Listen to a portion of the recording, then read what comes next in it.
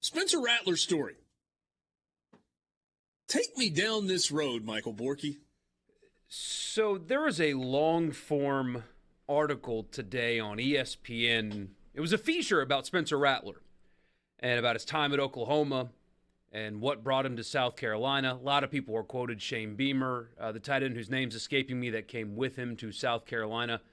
And they talked about a lot of things. They talked about Lincoln Riley on his way out, the, quote, toxic environment that was Oklahoma for Spencer Rattler, about how I'm totally not a bad teammate, stuff like that.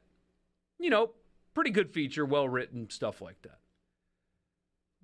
But I kind of felt some confirmation bias in this story because of one quote in particular spoken by the new South Carolina quarterback. This, it's just a quote, it's all it is, but I think it underscores why he had to transfer out of Oklahoma, why he's in the situation he's in, and why I'm not buying him and I'm not buying this team. He could be the most talented player in the world, but if this is your mentality at that position, I'm good without you.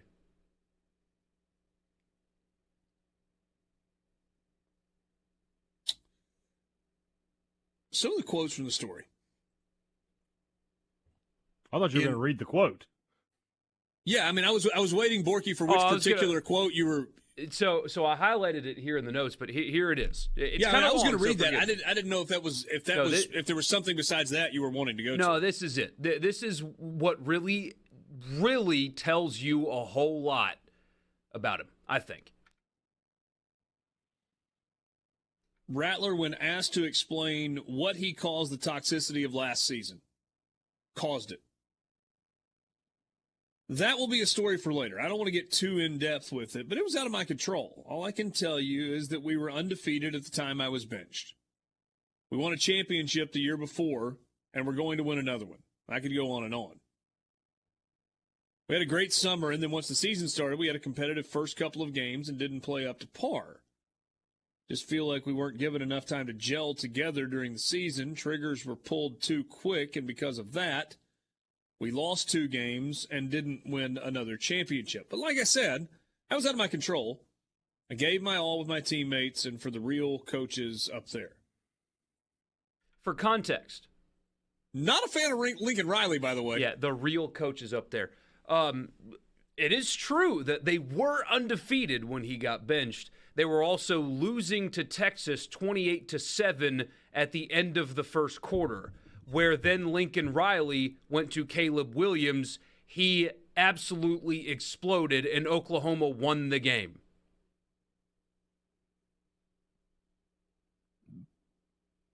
Yeah. That's what happened.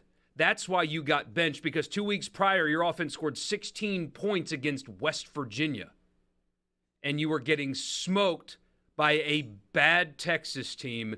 You got benched. Caleb Williams came in, won the game, and showed out for the rest of the season. That's and what do you happened. remember the complete dogfight in the season opener to come out and act and just slip by Tulane, a Tulane team that we found out was bad, not very good.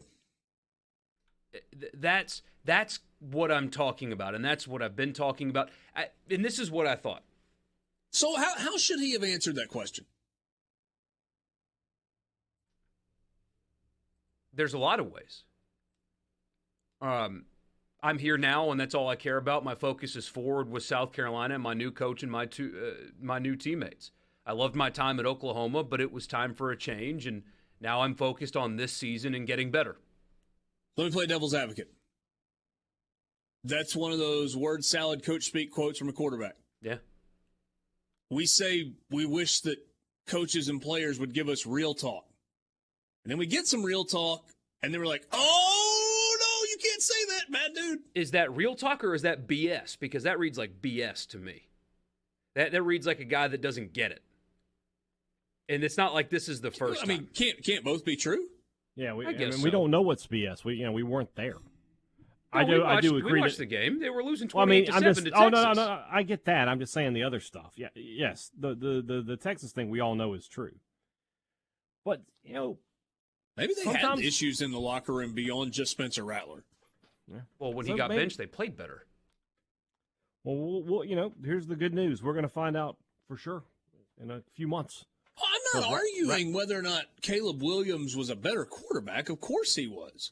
But that doesn't mean every – say what? Was he? I mean, he played better there, but Rattler was the preseason. Everybody's like, this guy's going to be the number one pick in the draft.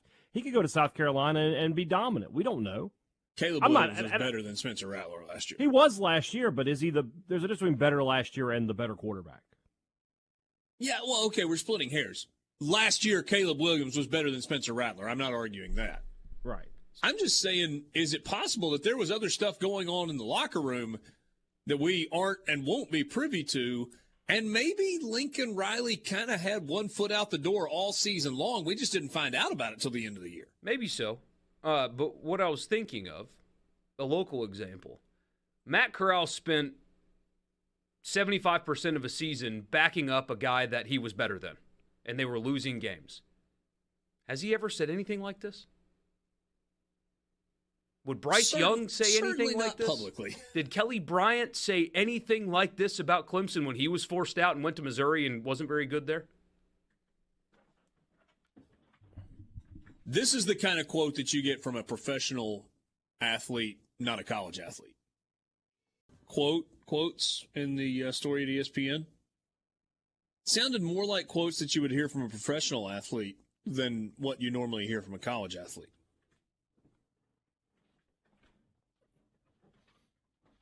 But a certain professional athlete. Certain a selfish ones. One? Yeah. That's not a great teammate? Yeah. And I'm with you. You make a good point about we want more. But the thing is, man, we've heard guys open up and give you more, and it still wasn't this. I mean, this is a hypothetical, of course, but let's pretend here that Jackson Dart wins the starting job, and Luke Altmaier transfers to Virginia. You think he'll say anything like this about Lane Kiffin? Only if we're lucky. Be some great content. It would be good content, but I promise you he won't. Yeah. Again, Kelly Bryant didn't do it. When Dabo Swinney, you're done. Bye. Benched him. Undeservedly benched him, by the way. Clemson was not losing 28-7 while you were playing terrible, really, for the majority of the beginning of the season.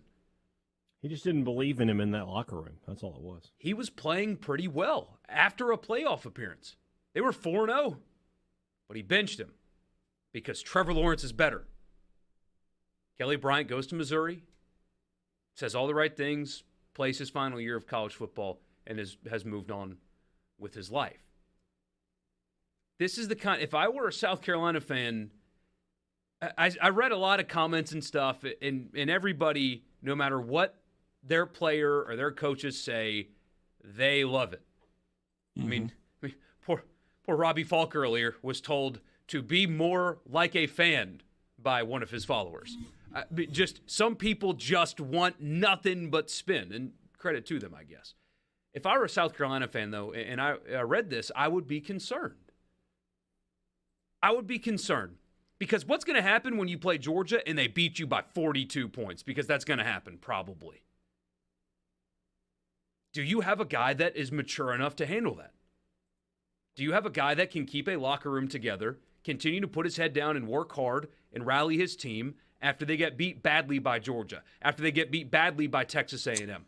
Hey, Dad said yesterday that he was buying Beamer ball. He was buying South Carolina until proven otherwise. And, one of the reasons I think you're buying is because how darn hard they played and how much as a team they played last year. He's a great motivator. You worried that Rattler might upset the apple cart there? Did they bring in a guy who doesn't necessarily fall into that same...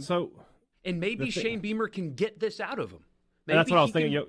They work together. Beamer was at Oklahoma with Rattler. They have a relationship. I don't think Beamer would risk, everything he's building up there if he didn't feel confident in his ability to get the best out of Spencer Rattler. That's a good point. That's a really good point. A coach is not going to mortgage the future of his program that he's just getting off the ground for someone that he believes is a cancer. Yeah, somebody who's been there for Kirby Smart could be like, you know what, we can take a risk. Beamer in year 2, he's still building. He's got to be smart about it. Why wouldn't he take a risk? There's no way they could have gotten a quarterback this talented otherwise. But Why if don't you you take a believe risk? if you believe he's going to destroy your locker room, you don't do it. Yeah, you don't take the But risk. maybe you don't believe it, but it's still possible. Well, anything's possible, but I think, like I said, having coached with him before and been on staff while he was there, maybe he feels like, maybe he agrees with what he's saying. Maybe he thinks Lincoln Riley was a jerk, and Oklahoma's better off without him. I don't know if that's the case or not. Let them think that. Yeah. Let them think that while they're doing little toss sweeps to the short side of the field all season. Hey, I love a toss sweep. You be quiet. You don't get to see very many of those, do you? No.